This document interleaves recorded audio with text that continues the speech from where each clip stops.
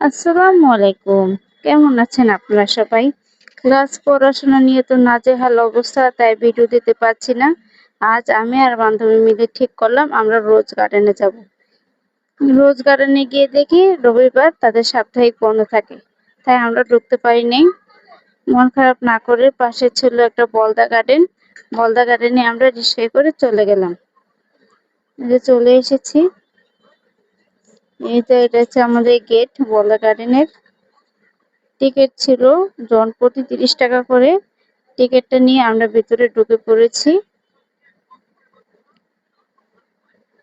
এটা হচ্ছে ম্যাপ।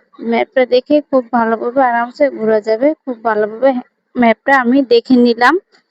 ১৯০৯ সালে ভাওয়াল জমিদার নারায়ণ রায় চৌধুরী নিজের উদ্যোগে এই বাগানটি গড়ে তুলেছিলেন।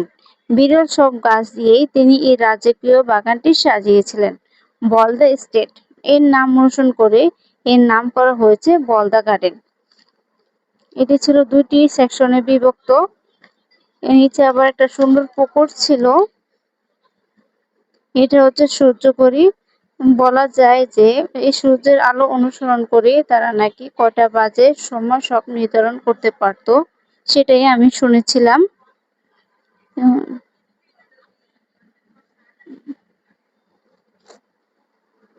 তারপর এটা হচ্ছে সম্পূর্ণ বাগানটি দেখানোর চেষ্টা করছি। এটা হচ্ছে শাপলা ফুলের বাগান।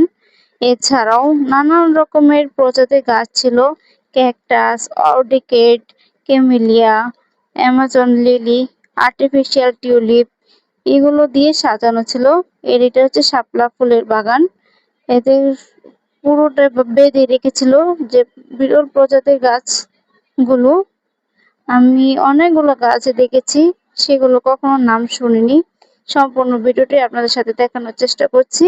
আর এটা হচ্ছে সমাধিস্থল নারায়ণ রায় চৌধুরীর সমাধিস্থল হচ্ছে এটা। বলা যায় যে বলদা গার্ডেনের সৌন্দর্য মুখরিত হয়ে বিশ্বকবি রবীন্দ্রনাথ ঠাকুর ১৯২৬ সালে এটি প্রদর্শন করেছিলেন।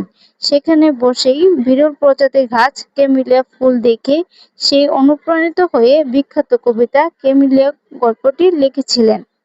কবিতাটি লিখেছিলেন। আর এটা হচ্ছে পুকুর ঘাটটা আপনাকে দেখাচ্ছি। চারিদিকে সবুজের সমাহার, মাঝখানে পুকুর, খুব ভালো লেগেছে আমার। এটা ছিল এই পুকুরে অনেক রকমের মাছ, তারপরে হচ্ছে মাছ আর কচ্ছপ ছিল অনেক রকমের। সম্পূর্ণ ভিডিওটি আপনাদের সাথে শেয়ার করেছি।